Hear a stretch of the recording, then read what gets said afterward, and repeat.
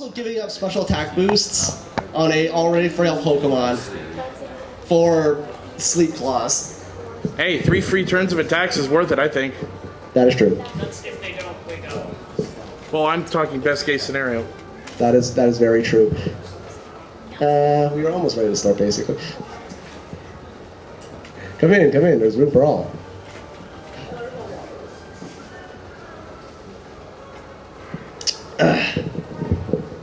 Screw that. I'll just start recording now. I've already done my audio test, so I should be good. I am recording, you recording. Oh, good. Video to match the audio in case I never get that video. Fair. I mean, I was trying to record this off Camtasia, but that also, well, I'll have to reinstall Camtasia, so, at least it worked out for past day. It worked out yesterday when I did Pixar in review, so there's that. Oh, good, and now it's officially 12, so we are officially starting the Silver League panel. I guess I should ask this before I do my intro thingy, which isn't much of an intro, but who here actually knows the Silver League, or at least any element of the Silver League? I didn't know you were listening. Awesome. From what exactly? Your video. Oh, okay, good. I was just curious. I'm always just curious how people find out about us. But yeah. Anyways, for those who do not know what the Silver League is, here's a video that, well, when you go to the YouTube channel, the Silver League Networks, but it'll explain it in sort of what the Silver League is, or at least what you're getting yourself into.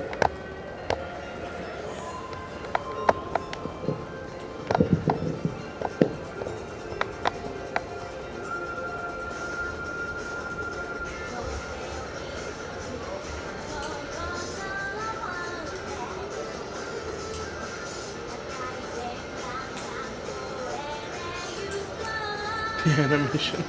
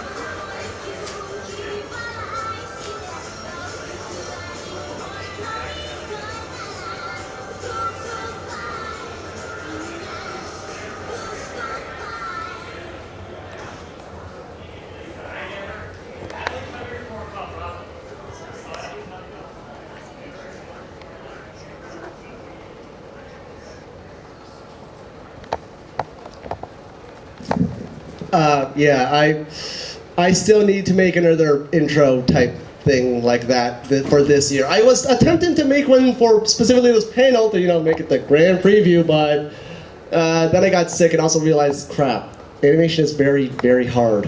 Especially when I'd have to make a whole new series of animation frames for Silver August since I changed his outfit for season 2, and yeah.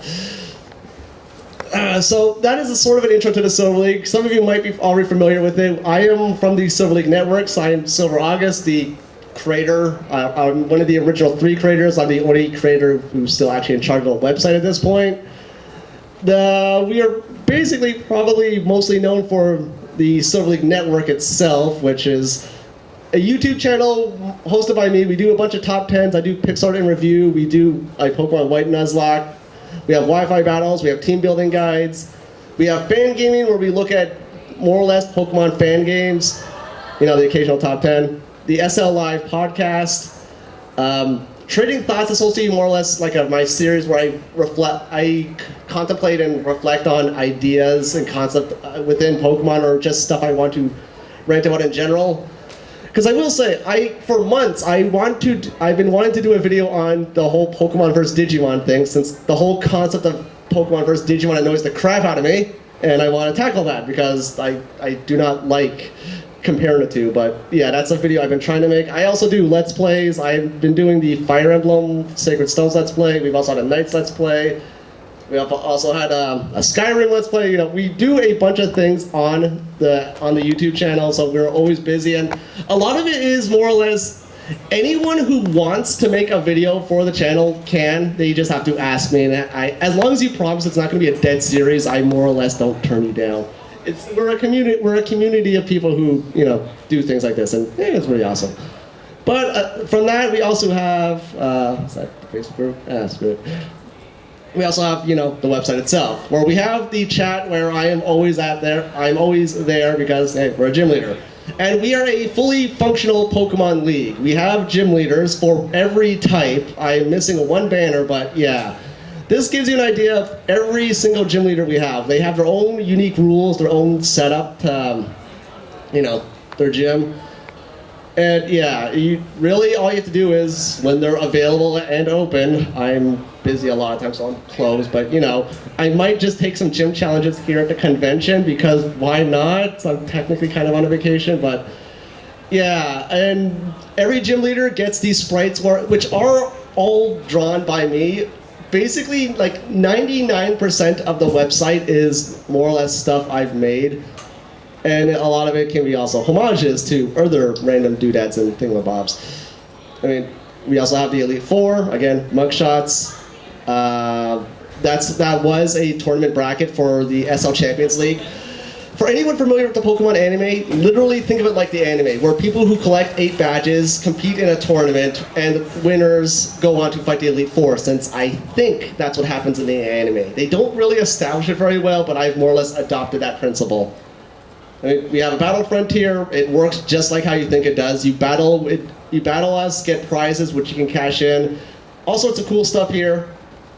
We have some facilities. We need more activity on here, period. I have a facility called Battle Bingo, which functions to anyone who's played Pokemon XD. It's literally that, except you can battle Pokemon from like all sorts of tiers. And then we have a training center, which we do have guides to help people who do not know how to EV train or IV breed and stuff. Which you should probably ask now. Of the people here, how many of you have no idea how to play competitive Pokemon whatsoever? Or are all of you knowledgeable? Good. I'm going to take that maybe that one over there. I'm going to take that as a sign that everyone here knows what they're doing, which is excellent. So that means we can and him.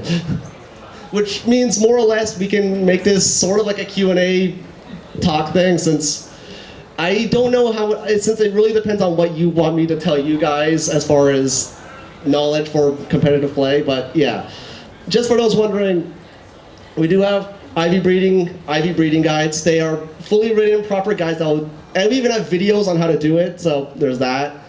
And then we also have the classroom, where we actually have a staff on my website who are teachers who will help people, learn the ways of competitive play. There's pixel art. Don't worry, the internet's just being derp. We have movesets of the week, all that good stuff. We have movesets from, way back in 2010. Yeah, the site's been around for like 7 years. But it's only now, gone anywhere. But we have a ton of movesets, so you can, it's kind of like Cerebi, Shout outs to Cerebi. They're my go-to place, and then, the rules. They're everyone's go-to place. Yeah, well, there's always Poke Beach. And Bulbapedia, I guess. Yeah. And there's the Silver League comic. This isn't the best place to, check out the Silver League comic. Personally, the best place to check out the Silver League comic is over here, but on SmackGeez, but it sucks right now, and I'd also have to log in, so no thanks. Instead, I would just show you a brief snippet from the latest chapter, mainly because it has things which amuse me. Okay, so, Gamers Arcade, spot all the game references. I somehow feel this is appropriate to show at ConBravo, especially, him only playing DDR. And then, as a shout out to Pokken Fighters, Which good news, we are actually getting that in North America. Yeah, it's coming to Dave & Buster's. So I'm going to be in Dave & Buster's in 2 weeks, so I don't think the machine's going to be there by then, but Probably not. hopefully at Palladium by Square One, we'll get one. Hopefully. All I've read so far is that they're coming to Dave & Buster's in America, which means hopefully it'll come to the one up here. Yeah, I'm hoping that we eventually see it. I know we'll probably get it in English at some point, and honestly, I don't think it's going to come out for the Wii U. I think it's going to come out for the next system, because that game looks way too good. Like, it is insane, the detail on those things. Did you hear how they just recently confirmed Blaziken, and everyone was like, yeah, of course. Yeah, sure. Why The wasn't first screenshot we ever got of the game was Blaziken versus Lucario. Yeah, and also this is the main reason why I want to show this, because JoJo references. To the no one who gets this, but also because I'm recording the audio of this only, people who are listening to this won't have any idea what I'm talking about. But that page to come again, and yeah. And that was all I got. I have to still work on the actual gym battle itself. That is a lot. Oh, and also we have the Shining Fortune Cup, which is a tournament going on right now. I am not hosting it because I'm here.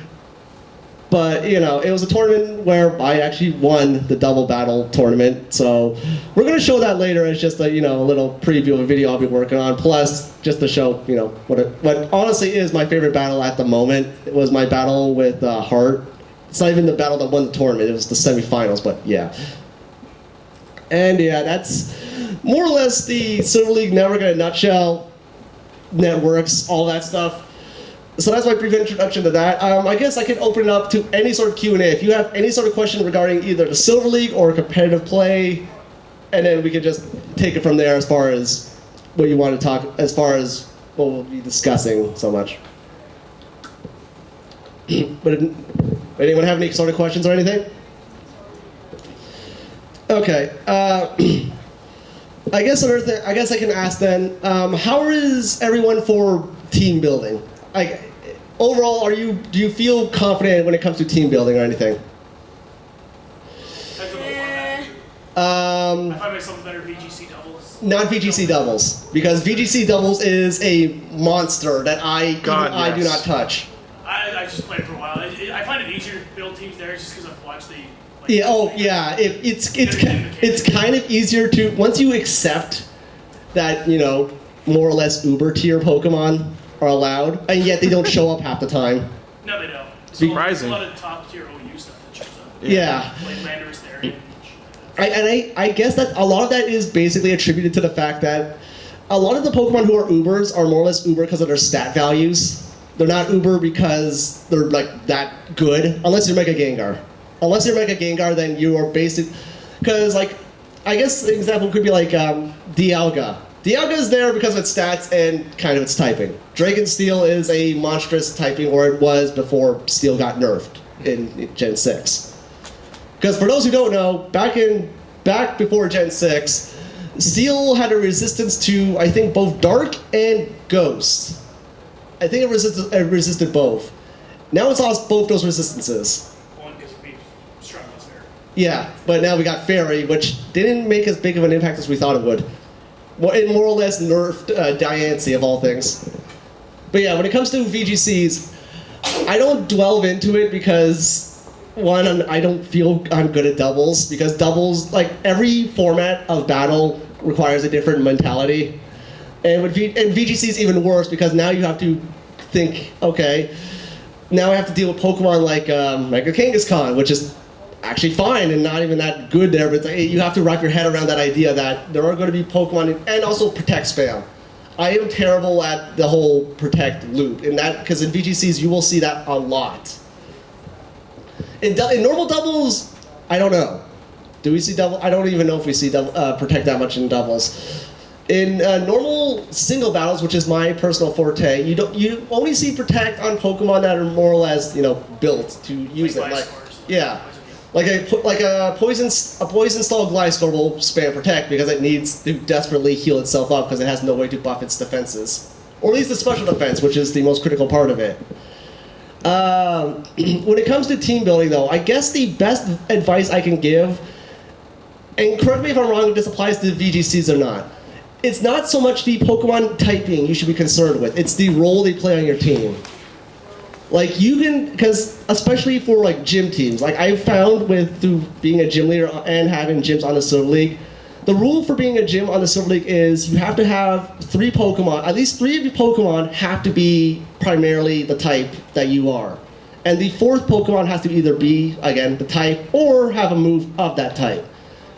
Again, essentially, 2/3 of your team has to be related to the type, but teams, even though they're almost mono teams, still work because they have specific roles that they fall into. So, like, a good team setup traditionally follows this is the setup that I usually recommend to people because I'm a grab bag specialist, or at least that's how I describe myself as a battler. I literally just grab any Pokemon I have, and I have over 200 IV bred, EV trained Pokemon just sitting in boxes waiting to be picked. What I do is, traditionally you want 2 sweepers. Sweepers are Pokemon who have high attack or special attack and high speed, usually. You can go Jolly or Timid for speed boosting natures, or you can go Adamant or Modest if you want more power. Traditionally, you want only 2 of these because they are your powerhouses to more or less get rid of stuff that's you need to die now, exploit weaknesses, i.e. revenge kill, but the problem is that they traditionally have low defenses, or in some cases a crippling weakness, Diancie. Times 4 Steel weakness in a game where Metagross can just walk around, or Scizor. And yeah, you want traditionally 2 at most, maybe even 1 if you're feeling ballsy, but 2 at most. And this can go mixed. You can go mixed attack if you want to be creative, but mixed attackers are, I hate the pun, but they're a mixed bag because you're giving up maxing 1 stat to be a red mage. Basically, you have access to both, but you're not truly good at either. But I still like Zoroark, so But yeah, 2 sweepers. Now the other one you're going to want 2 of is 2 walls, or no, not 2 walls, tanks. Tanks you're going to want 2 of. Tanks can be Pokemon that are strong, heavy hitting, but can also take a hit. So Pokemon like Gliscor are a good example of a tank because they can take a pretty good physical hit. Not so good with the special unless you invest a lot into the special defense, but they can also set up. They traditionally, like mine, my Gliscor is Earthquake for stab, and for those who don't know, Pokemon when they're using a move of their type, it's stronger when you're using a move of the same type. So Earthquake on a Gliscor is good because he's part ground type. Ice Fang because, well, it used to be because of dragons. It used to be because back in Gen 4, Gen 5, it was Dragon Flying, Dragon in general. Ice Fang was a good choice. Yeah, and now these days, you're using Ice Fang to deal with Landorus, or other Pokemon who are ground type or some mix of that. So that's why you're using Ice Fang. And then the other move I use is Protect because we've kind of gone over that earlier. Protect Stall because Gliscor has the ability Poison Heal, which is when it's poisoned, it heals. So, you could either have a Toxic Orb, get that used up, start healing, or you just stop, or take a Toxic for the team, and boom, you're healing.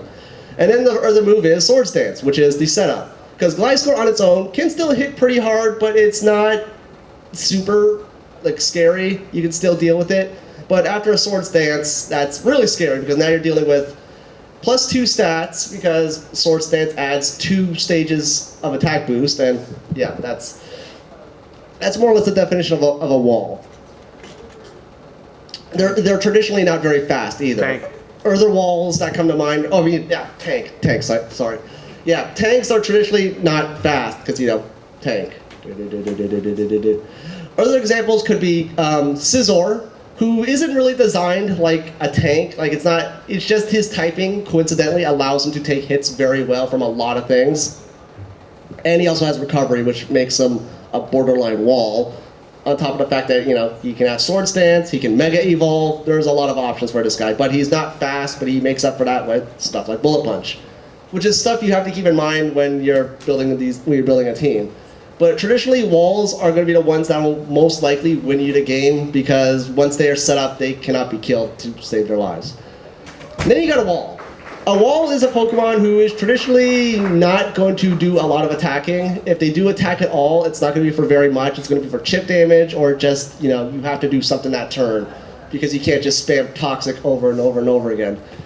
Examples of walls could be Blissey, Chansey, Cresselia, Umbreon, Slowbro before Mega Evolution happened.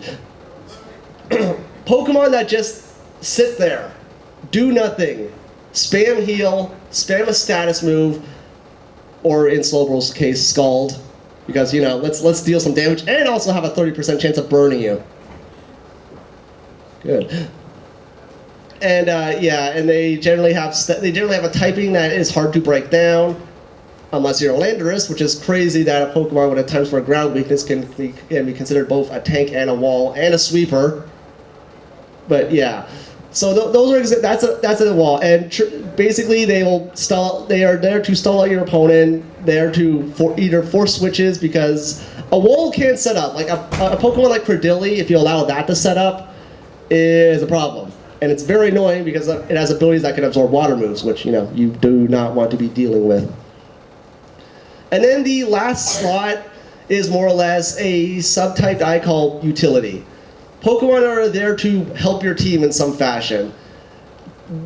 Traditionally, they don't really even need attacks. They just need a way to help the team overall. Rapid Spin, Baton Pass, that kind of thing? Yeah, Rapid Spin, but especially Baton Pass. Entry hazards as well? Yeah, hazards. So Klefki is a very good example of a utility Pokemon where very rarely is it going to be doing kills, but it can set up wall, it can set up barriers, it can set up, not Mirror Coat. I'm blanking on the wall moves. It can set up walls, which, Light Screen, thank you. It can set up Light Screen and Reflect, which half damage. You have Pokemon that can set up Weather, if you're playing Gen 5 and you want a Weather team. You could be a Baton Passer, which you're a bastard if you do that. Hey, Ninjask is good. Oh, no, not Ninjask. I'm thinking Venomoth. Oh, yeah. Sleep Powder, set up a sub, set up a Quiver Dance. Oh, let's Baton Pass after two Quiver Dances into a Volcarona. I just love Baton Passing from Ninjask to a tank. Oh, yeah. Either way, it's stupid. It's like, especially with Ninjask is the classic example because it's, okay, attack it, Focus Sash, okay, I use that turn to set up Sword Stance, okay, Protect, okay, Baton Pass, hey Landorus, or hey Scizor, time to Mega Evolve. That's a good idea, actually. And a classic example I have is one of my favorite Pokemon, which people on the YouTube channel would know, is Miltank. Miltank I consider my utility Pokemon because its moveset is Body Slam, which is just the most lovely move ever because base 75 power, but it can also paralyze at the most perfect timing, annoying the crap out of my opponent. It's also Stab, so it gets even more power. Earthquake because... Does normal do Stab now? Yes, normal always did Stab. Oh, I remember reading somewhere that it doesn't. No, every move always does Stab. Okay. I don't know where Hidden Power falls under this, though. I don't know if Hidden Power gets Stab or not.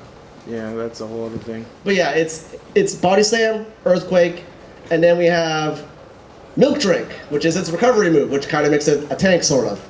And then there is Heal Bell, which is the best thing ever because it is so helpful in a double battle, which I will be showing you eventually, later in the panel.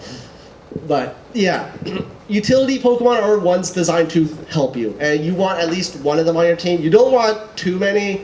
It depends on your setup. If you're a Baton Pass team, which unless you're Blight from the Silver League, if you want to learn about Baton Passing, battle him because he will kick your ass with a Baton Pass team, then maybe. But for beginners, for people just starting out, for people who aren't that confident in team building, start with one utility, maybe get Daring, and maybe mix and match Pokemon's roles on their team. Because as you're seeing, I list off Miltank, but Miltank is effectively my utility, but also my tank because it can recover, do damage, but it also helps out the team. That's more or less stuff that you can work on as you get more experienced. But yeah, you generally want 2 sweepers, 2 tanks, a wall, and a utility, some kind of support.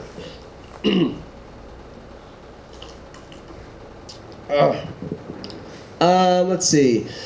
What is? Does anyone have a particular favorite Pokemon or moveset they like? Yep. I like Zoroark. Why do you like Zoroark? I mean, he's fast, and with the right moveset, he can do some good damage.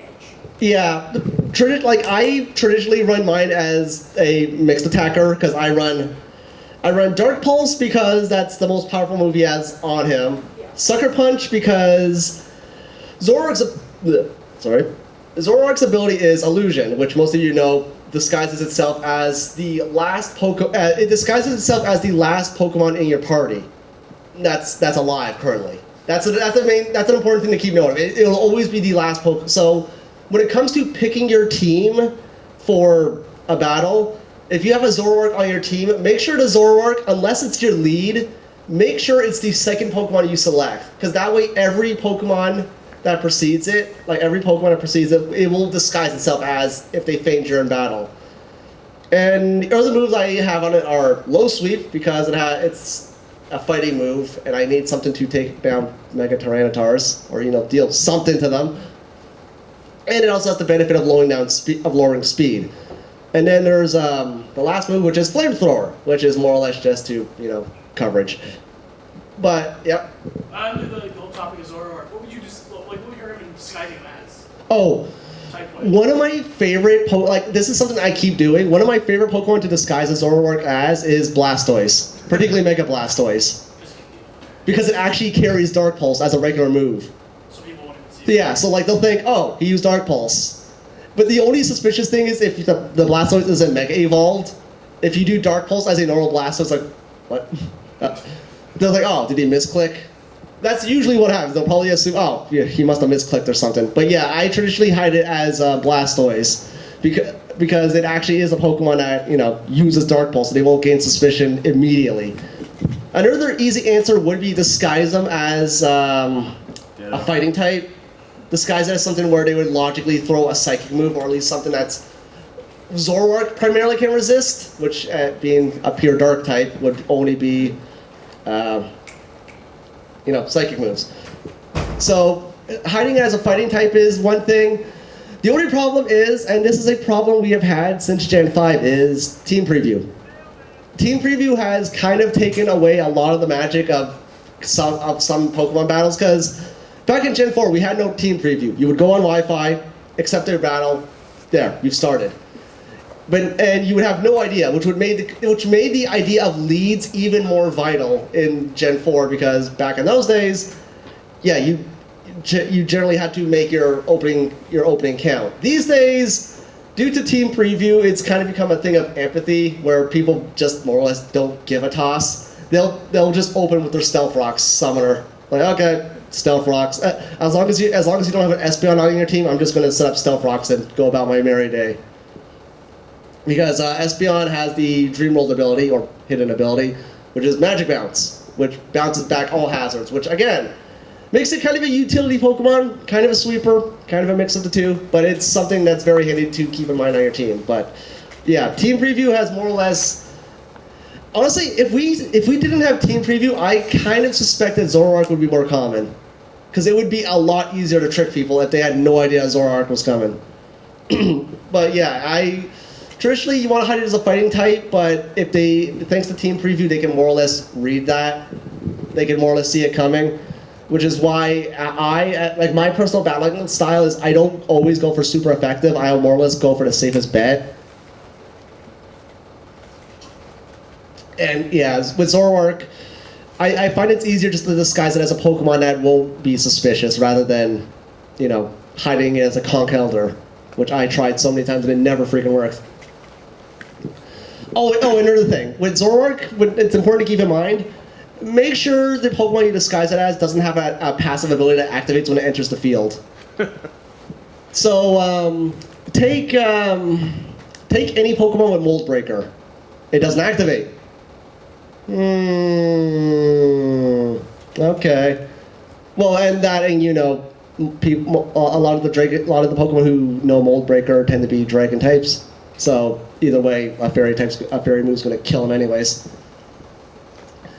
I am the Fairy type gym leader. I love Fairy types, but I'm still kind of mixed on like I understand that they existed purely for balance. Like, it annoyed me so much that people were saying, oh, light type's going to happen. It's going to be light type because there's dark type. Like, no. In Japan, dark is called aku, which means evil. It's basically called evil type, essentially. So it's like, no, it's not going to be light because, like, I tell people, name 5 original Pokemon ideas based on, that can only be light. You'd have Light Bulb, you'd have Light Bulbion, Angelisk, and that's it. Yep. Well, actually, Skylanders just got a light element, and they do have a few light people. So you're suggesting that Pokemon starts ripping off Skylanders? No, No, you know what they do? They make a new Honedge branch evolution and make it a holy sword. Oh God.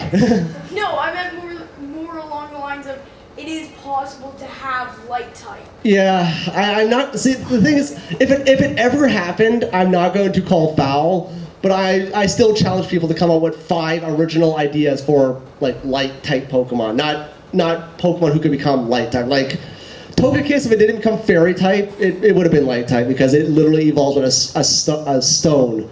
That is, the shiny stone. I mean, when you think of like fairy types, most people don't think a pair of keys. Yeah, but then they also forget that Pokemon. A lot of people very much undermine where they get their ideas for Pokemon. Like, okay, keys is the dumbest thing. Like, keys on surface value is the dumbest thing I ever heard. But it's like, oh, it turns out it's actually based on actual folklore of a sprite that takes keys and jingles them around to, annoy people. It's like, oh, that makes a lot of sense. Yeah, that's the thing. There's a lot of cultural undertones to some of these Pokemon that people just don't care enough to look up. It's like it's a set of keys. It's stupid. Which I agree. It's very stupid. Like Honedge is another example because it's a sword that if someone holds it, it basically captures their soul. Yeah, it's like it's the ghost types that get really messed up. It's always the ghost types that have the most messed up backstories. But again, a lot of them are based heavily on Japanese legends, like Japanese folklore and stuff, and that's where a lot of that's why we have ghost types. I know Lick, and why Lick is a ghost move for some reason. Where was I going with that? Oh yeah, fairy types. Yeah, it's just like a lot of fairy types are based more or less on legends. Or like I find fairy type is going to be our new stand-in for any time a Pokemon is based on a fairy tale or a legend. Pun intended. Because traditionally, I found that psychic type was always the typing they would associate with stuff that's legendary or folklore. Like Espeon's like Carbuncle. If it wasn't for Espeon being part of the Eevee evolutions, I think it might have become fairy type. Because its backstory is literally a thing of like legends and myths. And I know they won't change it, but I really, really think Jirachi should be Fairy Steel. Yeah. I really it is literally based on a fairy tale. Like it is literally based on Japanese fairy tales, basically. I don't even know enough about Jirachi to know why it's steel at all. I think it's steel because it's based on a meteorite. Oh, that'll do it. Because it comes from a meteorite. It's a shooting star, which shooting stars are not stars. They are literally just chunks of metal going through space. Yeah. So that's where the steel type comes from. Psychic is because, again, back in the day, it used to be Psychic used to be a stand-in for any Pokemon who was based on a myth. Like Mew will always be Psychic type because it literally has psychic powers. Jirachi doesn't need to be Psychic type. It's just Psychic type because. But yeah, Fairy type existed basically to give balance. It gave a lot of balance to the game that was really missing. And now the imbalance is more or less due to a saturated metagame of nothing but freaking Landorus. And Rotom. I don't like Rotom that much. Rotom is the most. I guess Rotom could be described more as a tank. Yeah, it's more of a tank than a wall, but it kind of converges to both. And you never just wash. Wash. Just wash it. Wash. When when you're in a room of people who know what they're doing and you say Ron's like it's wash. Because I found Heat's really, Heat gives me issues sometimes. Yeah, Heat's slowly getting some love, but it's always wash because that typing is gorgeous with the fact that it has levitate, and then you're a Rotom fan. I'm a flying type, but levitate. I mean, at the World Championships last year, there were people with Rotom Fan, Rotom Mo, so they can be used. Rotom Mo's against Yeah, Rotom Mo's not like. Okay, anyone who using Rotom Fan, like, why are they using Rotom Fan? Like, what is Fan? What is its move when it becomes Rotom Fan? Air Slash. That I'm gonna guess that's why for flinch hacks. Yeah. But otherwise it's Togekiss be better for that? huh? Yeah. Wouldn't Togekiss for sure. Sort of, but at the same time, Togekiss also has the dreaded, ice weakness, poison weakness. Rotom flying at least has the benefit of, not having a random gunk shot weakness. Were any of the people using those the winners? The winner had a Pachirisu. Oh, Right, I heard about that. Oh yeah, that's another thing about Rotom. Rotom is also immune to paralysis because as a Gen 6, electric types cannot be paralyzed whatsoever. Which I Not even by body slam? Nope. Nope, which I disagree with. Absolutely. Because the thing is, traditionally, back in Gen 5, Thunder Wave wouldn't work on an electric type because it's electric. That was the thing. It was like, it doesn't work on an electric type because, electricity. But yeah, now they've changed it where electric type Pokemon cannot be paralyzed, period. Which makes no sense because paralysis wasn't just limited to electric moves. Paralysis was literally referred to, you basically crushed its pelvis, and now it can't get up, as illustrated by Body Slam, which just sucks for me when I can't, paralyze a Jolteon, but okay, sure, it's immune to Body Slam, but at the same time, in Pokemon Origins, it also died to Volt Cannon. So, yeah. The anime is not to be discussed about competitive Pokemon. This may be true, but Pokemon Origins took its cake and ate it too because it was based on Gen 1, but it used Gen 3 assets for art direction. But yeah, actually, when you brought up Pachirisu, funny thing, Pachirisu actually showed up in the doubles tournament on the Server League, and I think it might be in the video I could show you guys. But it more or less got its ass handed because it worked once in the VGCs, which to their credit, the Pachirisu setup actually really works because it's able to at least surprisingly sponge enough attacks while drawing attention. So a Garchomp or whatever Pokemon you're putting on the other side can do whatever it wants. It's a gimmick. It's more or less a gimmick, but I at least give it enough respect, and I freaking hate Nuzzle. I've noticed nowadays, I feel like Clefairy's replacing Pachirisu because it also gets Friend Guard and it has Dragon Immunity and it just. And it totally has Soft Boiled. Yeah, it also has Soft Boiled on top of that, so it also has Recovery. Yeah, Nebulite. Yeah, yeah, because I totally played through Fire Red and Leaf Green. Ivy bred a Clefairy, which you thought breeding an Ivy, all that stuff was hard in Gen 6 or Gen 5 even. Try breeding in Gen 3. Oh god. Where we didn't get Everstone. We didn't get Everstone till Emerald. And even then, it was only a 50-50 chance. And on top of that, only 4 natures in all of Pokemon in Gen 3 could get 31 straight.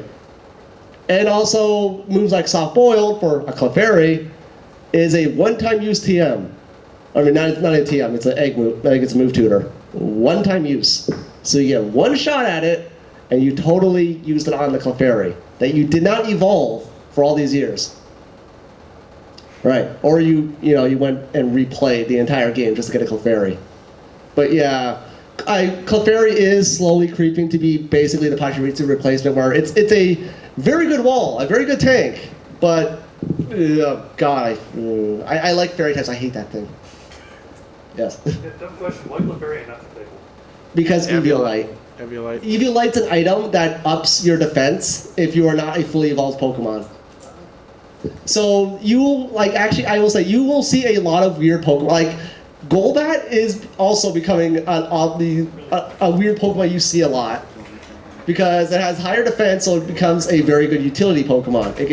It can set up any kind of weather you want. It can set up. It can also do Defog, which is a move that removes all hazards, which is gloriously beautiful and also a good way to tell a hack Pokemon. Yeah, and also Clefairy gets Friend Guard. Clefable doesn't. Friend Guard cuts in doubles. It cuts attacks. And that too. Friends. And again, it's for the doubles environment. That's a beautiful reason why they have that. Doubles are a weird environment because doubles you really have to change how you look at certain Pokemon because a lot of combos can really change things up. Yeah. Yeah, so, I'm sorry, I don't mean to like derail you, right? No, it's fine. But like, in the competitive scene, there have been a lot of Pokemon over the past maybe half decade or so. They're sort of given out as exclusives with Yeah. like, special abilities, special like moves you can't get anywhere else. How do you deal with that? As far as the legitimate player is concerned, you roll your eyes and call people out when they magically get a 31 straight version of it. Traditionally, those moves can't be passed on through breeding, so it's literally a one-time deal where you have to sit in front of the guy who gives out the event within the game itself and reset over and over and over again. And like typically in competitive, you don't see like people use it. Like you don't really see people use Sludge Wave Gengar at all. It's the power boost of Sludge Wave Gengar is like awesome. Like it does make a difference, but it's not worth it. Yeah. It's not worth it when you can't control the nature, which is a problem with soft resetting. Is traditionally most events you don't get a fixed nature. So when you talk to the guy, you're getting one of 18 natures. On the plus side, every event Pokemon and every legendary Pokemon is guaranteed 331 IVs when you receive it. It's like three of its stats are going to be maxed out right out of the gate. And luckily, we now have an easier way to check that. Yeah, and we have an easier way to check that now too, because we have a guy who will literally there's a guy in game who will literally just tell you which Pokemon have the max stats. So that makes things easier. But traditionally, most of the moves they give out aren't worth it. Sludge Wave Gengar was one that was kind of worth it, but not really in the long run. Like you mentioned the Espeon. Yeah. Special Espeon rather. That you can just straight up breed. You can just straight up breed for a Dream Rolled ability Eevee, and it'll have Magic Bounce instead of Synchronize, which wasn't a bad ability. Honestly, it's not a bad ability, but it's not a good one on an Espeon. It's good on like Umbreon, who benefits from being paralyzed, because you want to be slower than your opponent. You want to get the move payback to have maximum efficiency. But yeah, there are some like because there was one event where again Darkrai came out with all the exclusive legendary moves, like all the legendary Pokemon's moves. Oh, you mean like Spatial Ren and Roar Time? Yeah, and it's like Yeah, I got that one. yeah, thanks. Half of these moves are garbage, and he doesn't even really make use of them anyways. He's a trophy, that's it. Yeah. Now, I will say, Hoopa is out in Japan right now. I'm waiting eagerly for both the movie to come out so I can stream it, and also because the movie looks like it's going to be basically Pokemon Godzilla. It literally looks like it's going to be a giant kaiju battle, so that's exciting. But I'm also excited because Hoopa looks like an interesting Pokemon that I don't think is going to go Uber. I don't think it's going to go Uber tier because its defense stats will be holding it back just enough, and because its Unbound form has a glorious ×4 fairy weakness. No, not ×4 fairy weakness, but it has a ×2 fairy weakness and other weaknesses which are going to cripple it more or less. But I'm going to assume it's going to get banned from VGCs because they don't allow any of the event legendaries in VGCs, do they? No. I think it's just the end game legendaries and the box legendaries and such. Yeah, because the thing is, it would have been very interesting. It would have been very interesting how Hoopa would have done in VGCs especially, or even doubles, because for those who don't know, both Hoopa and its Unbound form have a special and physical move, which is Psychic and Dark type, which it's an attacking move that does I think like 90 damage, but the thing is, it goes through protects. And I would have been very interested to see how that goes in a game where, protect is the end-all be-all of possibly screwing over an opponent. But unfortunately, you know, we're never going to see that in VGCs, but at least we will see that in doubles, which is going to be very interesting when we finally get to that. And I think now, I'll show the Wi-Fi battle I want to show you guys. And, you know, Xenoblade. Open with. All right, so this is by far, like, the best battle I have ever had. Like, by and large, this is the battle that I praise because it fully summarizes everything I look for in a battle when it comes to just having fun. Damn it, just having fun. That's what I look for in a battle, and this had it. My team is we're on the back end. And it is straight up my comic team. Like, it is the team I have in the Silver League comic, which is kind of hilarious. It's hilarious that this team won. That's the thing that gets me about this. But yeah, it's a doubles battle. This is the semifinal battle. And as you see, we both open up with Togekisses and, you know, Rotom on that freaking side. So I made a switch here. And despite the sun, yeah. Like, even in sunlight, a Hydro Pump still killed it. But the sacrifice was needed, more or less, to, you know, to weaken the water. Now, that's what I was thinking this entire time. I saw this switch out coming.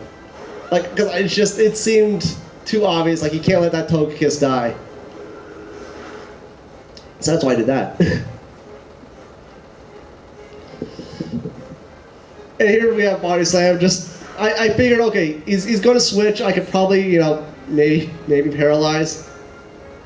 And he's carrying Rocky Helmet, which is an item that hurts you when you hit it with a physical move. Basically, giving any Pokemon that has, well, actually no. I mean, he has Rough Skin, which was Sharpedo's ability for a while, but you know, Garchomp got it, which makes a lot of sense, frankly. But I think he's also wearing the Rocky Helmet for, you know, double the effectiveness or whatever. So I'm burned, that's not good. And then Glorious Hidden Power Ice. Hidden Power Ice is like the easiest hidden power to get, especially for a special attacker, because the main thing to get Hidden Power Ice was basically max special attack and max speed gets you Hidden Power Ice. And make sure that your stats are, you know, good, but not 31s. You don't want 31s or else you're not going to get, well, actually I think you could. But you need 31 in special attack and speed to get it. Yeah. It's Dragon. It's Dragon? Okay. Like, max 31s is dark.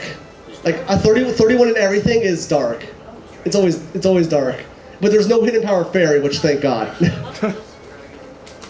I say thank God because it would have ruined the math that would have determined hidden powers. Well, that's why it isn't there. Yeah. I sort of think that it is the other way, that math ruined the fairy, hidden power fairy. Yeah. It's like, okay, I'm glad for that. And here we have probably the biggest mistake you could make is burning a Milotic. Because, thanks, my defense is boosted. Thanks to Marvel Scale. Oh no, my precious physical attack. My precious physical attack on basically the opposite of Gyarados. Pretty much. And then here we have, you know, still probably one of the cooler attack animations with Brave Bird. Which is annoying that I criticaled, but the criticals happen in this game. I try not to hold criticals against the game. A lot of people swear, like, a lot of people discard entire battles over a critical hit. They're like, it's fine. I knew that, well, yeah. 2 in a row. That was discouraging, though. I was like, I might have lived that. I might have lived that. But then, you know, critical had to say no, fuck you. But, you know, things are still looking intense. Talonflame is like the quintessential weird, annoying sweeper. Because, I guess another thing for people who don't know, Talonflame has an ability where all of its flying moves take priority. All of its flying moves will always go first. It's already, it's kind of fast. Yeah. But, yeah, let's The main difference is that it's a physical attack isn't the best, but it's still annoying to deal with priority Brave Bird. Oh yeah, I have a buddy who uses that. It drives me nuts. It's basically has a choice scarf, basically. Yeah, because I was thinking, oh god, he could roost, but no, he doesn't. He doesn't roost. So I was like, okay. And then with Mega Gardevoir here, Mega Gardevoir has the ability Pixelate, which turns all normal moves into fairy moves, and on top of Stab, gives it a 1.5 boost. Nice. Which is just stupid. And also, here you go, Pachirisu. Here's exactly why I say Pachirisu is all hype. Just 2 Gardevoirs. Well, great. Now one of us has to change. Well, you had the Togekiss earlier too. Yeah, we had like the exact same fairy types on our roster, along with dancing animals that swayed their tails side to side. I love Galaden Gardevoir just for the aesthetic. Yeah, I kind of wish it didn't look like it had massive hips, but I'm totally fine with Mega Gardevoir, especially it's shiny, which they gave it a gothic like funeral dress. I don't know, it's like a ballroom gown, I think is why it's huge on the bottom. Yeah. Yeah. It's a hula dress, obviously. I just love the cape on Mega Galade, Especially on the shiny again. which really speaks to me because blue is my favorite color. So It's like, okay, also they made the blue even darker on the shiny. so yeah, shiny Mega Galade and Gardevoir are like the coolest Pokemon ever for me. Yeah, and it's like, okay, special defense drop, sure, big whoop, I'm at 28 health. Big whoop, a bell chimed. And again, power of utility. Here's the power of utility right there. It's like, that's not good. But luckily, the speed will be in my advantage on the next turn. Or, screw that. Because I didn't know what nature this Gardevoir was. I had no idea whether or not it was modest or timid, because that really makes a difference. It's like, oh, shit. This is why I love Miltank. 2 HP! Endured a Hyper Voice with 2 HP. And screw Follow Me, just Earthquake. Yep. I don't know if Follow Me like halves damage received from like wide range moves, or if it just forces you to switch targets. I don't remember reading anything about it having. But yeah, it's like, So, okay, yeah. Here's where the battle gets kind of weird. It's like, oh. Again, we have opposing Togekiss is just there. And I lose 2 Pokemon, which I knew I was going to, but okay. Miltank did a good job. She healed my Gardevoir, so that's good enough. And now it literally comes down to whether or not I'm faster, because I need to take down both of these Pokemon, which I could if I live, but there, freaking Togekiss is dead.